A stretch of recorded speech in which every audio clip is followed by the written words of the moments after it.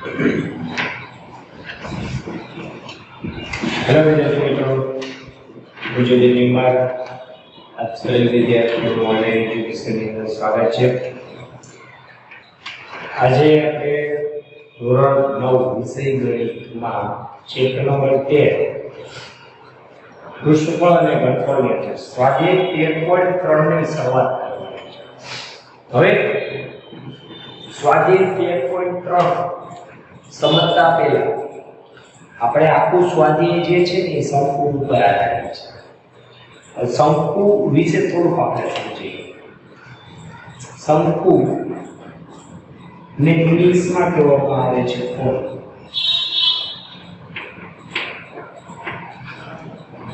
આપણે આ શબ્દથી પરિચિત છીએ કોન। કોનનું ગુજરાતી થાય શંકુ। આપણે કહીએ છીએ મહેંદીના કોન, આઈસ્ક્રીમના કોન। તો જે કોન શબ્દ છે ને, કોન શબ્દ એ કોનનું ગુજરાતી થાય છે શંકુ। હકીકતમાં કોન છે તે ઇંગ્લિશ શબ્દ છે।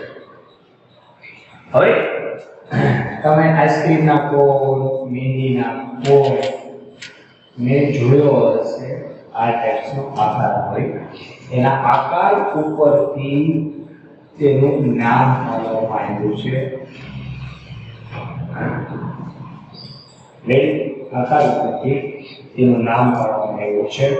આ જે આકાર છે તેને શંકુ આકાર કહેવામાં આવે છે। હવે શંકુની અંદર આ જે છે ને એ એલ કહેવામાં આવે છે, જેમાં એલ બરાબર ત્રાસી ઊંચાઈ અથવા તો તિર્યક ઊંચાઈ। આ જે છે શંકુના કેન્દ્રથી અહીંયા સુધીનું અંતર, આને આપણે h કહેવામાં આવે છે। h છે તે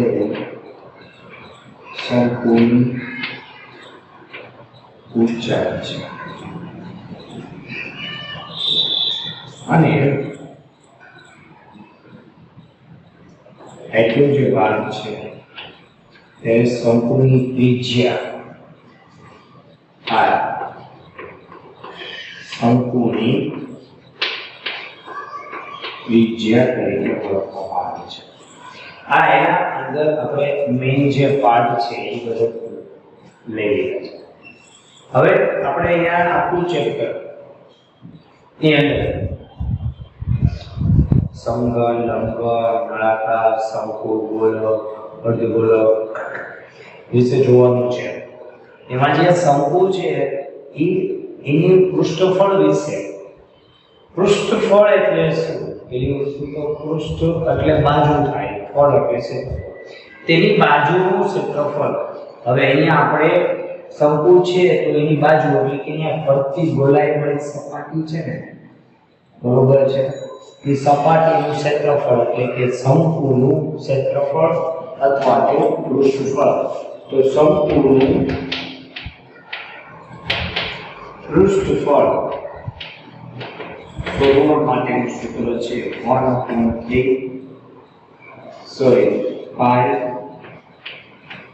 r। શંકુનું પૃષ્ઠફળ શોધવાનું સૂત્ર છે 5r l, જેમાં 5 એ અચળ પદ છે, r એટલે ત્રિજ્યા, l એટલે ત્રાસી ઊંચાઈ। તો l મેળવવાનું પણ સૂત્ર છે કે l બરાબર વર્ગમૂળમાં h² પ્લસ r²। આ સૂત્ર ઉપર એવું છે પાયથાગોરસના સૂત્રની જેમ જ કે તો કે અહીંયા એક ત્રિકોણ બને છે, જો કાઢો બને છે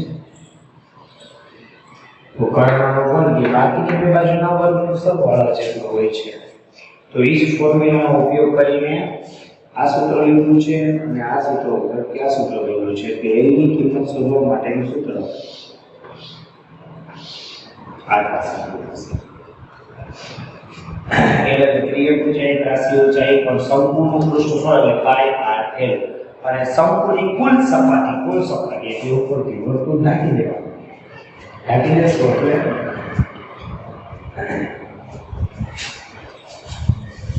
આવું કંઈક બનશે.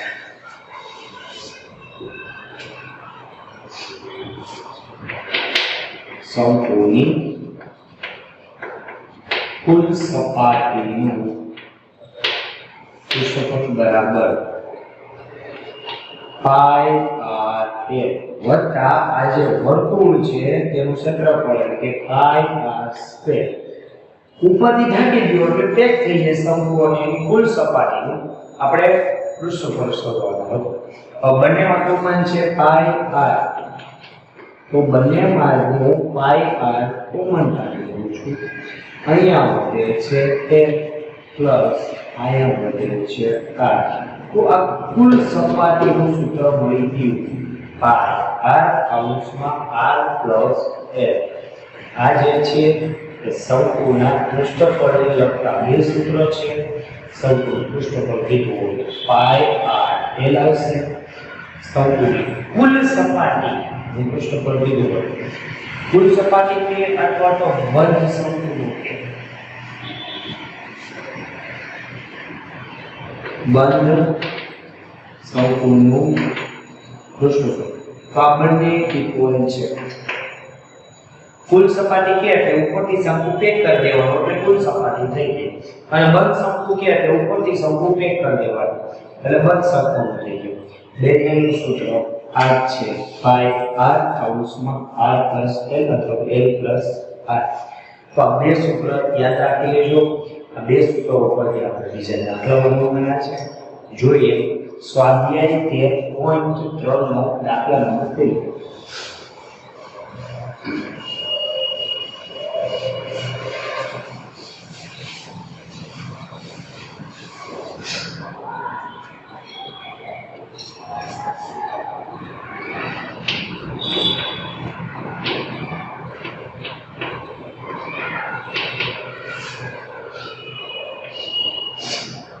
પેલો દાખલો જોઈએ.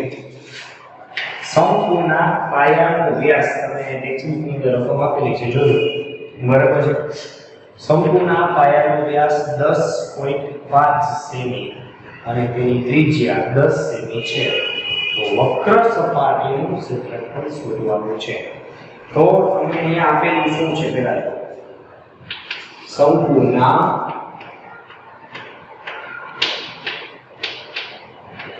પાયાનો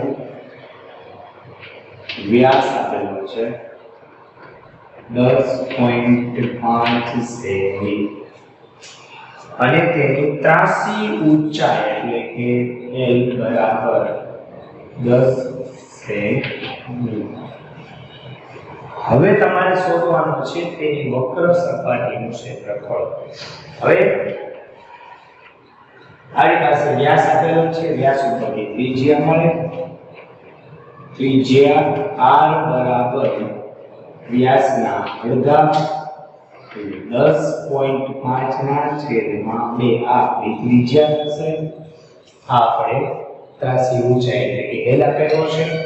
હવે તમારે શંકુની વક્ર સપાટીનું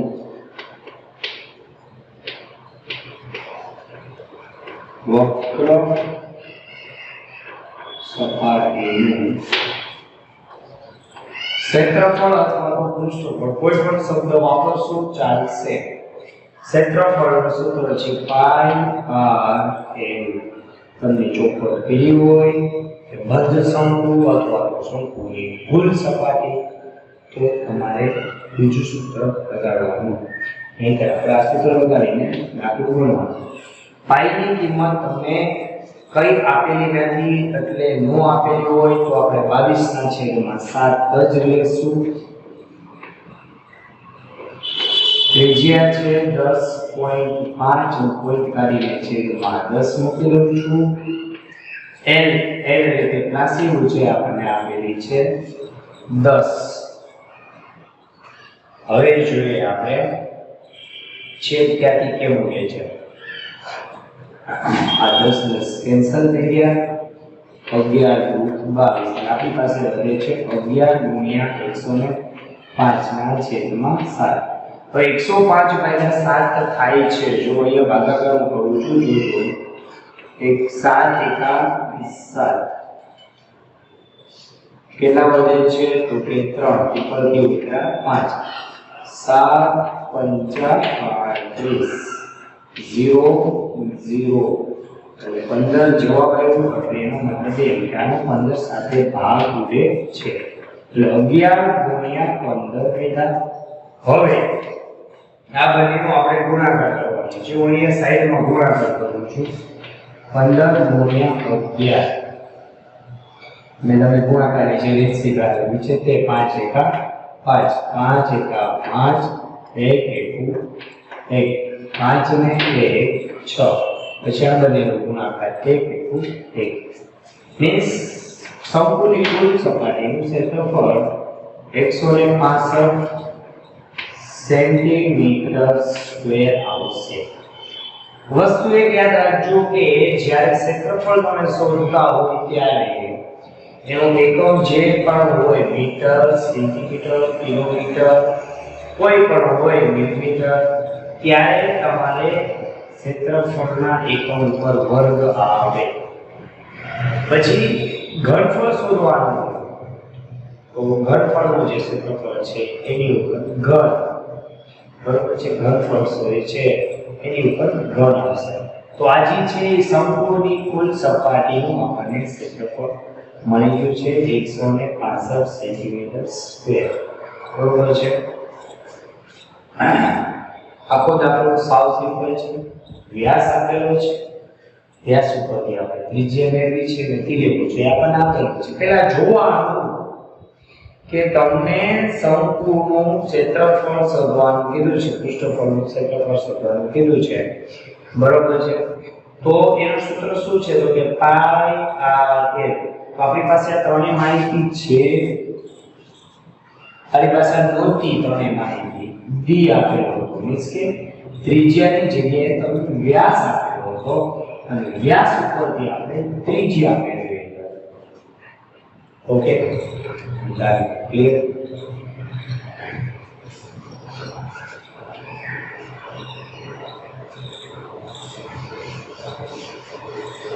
જોઈએ બીજો દાખલો.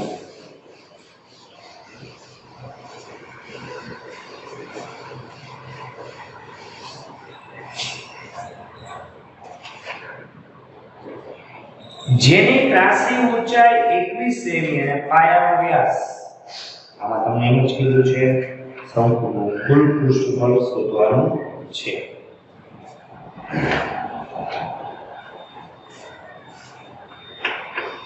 બે વસ્તુ આપેલી છે. ત્રાસી ઊંચાઈ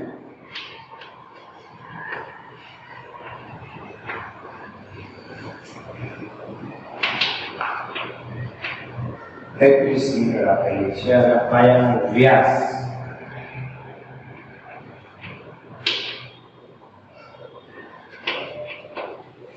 24 મીટર આપેલો છે.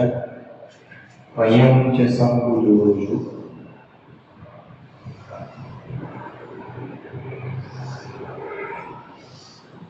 આની અંદર આપણે બધી વસ્તુ દર્શાવી દઈએ. કુલ પૃષ્ઠફળ શોધવાનું છે. તમને ત્રાસી ઊંચાઈ મીન્સ આ 21 મીટર આપેલું છે. વ્યાસ તમને 24 મીટર આપેલો છે. હવે વ્યાસ ઉપરથી તમને ત્રિજ્યા મળી જાય. કેવી? કે ત્રિજ્યા r બરાબર વ્યાસના અડધા થાય એટલે કે 12 મીટર. આપણી પાસે l હોવા જોઈએ તો એ છે 21 મીટર છે. r હોવા જોઈએ કારણ કે સૂત્ર છે પાઈ r 1. પાઈ ની તો ખબર જ છે r 1 આપણે શોધવાનું હોય મળી જાય. કિંમત મૂકી દેવાની. સંપૂર્ણ કુલ સપાટીનું ક્ષેત્રફળ બરાબર જો અહીંયા શબ્દ છે ને કુલ સપાટી. હવે અહીંયા આપણે સૂત્ર લગાવશું પાઈ r કૌંસમાં r પ્લસ l. જેમાં પાઈની કિંમત છે 22/7. ત્રિજ્યા છે 12. અને સોરી આપણે આ સૂત્ર છે ને એ લગાવીએ. બસ શંકુ કીધું હોય તો જ આપણે સૂત્ર લગાવીશું. મંદ શંકુ નથી કીધું. પાઈ r l. પાઈની કિંમત 22/7. ત્રિજ્યા તમને આપેલી છે 12 અને l છે 21. 7 તેરી 21. 22 ગુણ્યા 12 ગુણ્યા 3. 12 તેરી 36 એટલે 22 ગુણ્યા 36 થશે અને 36 ગુણ્યા આપણે 22 કરવાના છે. 6 દુ 12 નો બગડો વધી 1. 6 દુ 12 અને 3 દુ 6. 12 ને 1 13 ને 6 19 નો નવડો વધી છે 1. 3 દુ 6 ને 1 7 792 એકમ શું છે કે બધી મીટર આવે છે. 792 મીટર સ્ક્વેર શંકુની કુલ સપાટીનું મને ક્ષેત્રફળ અહીંયા મળી ગયું છે. ખૂબ સિમ્પલ અને સરળ દાખલો હતો.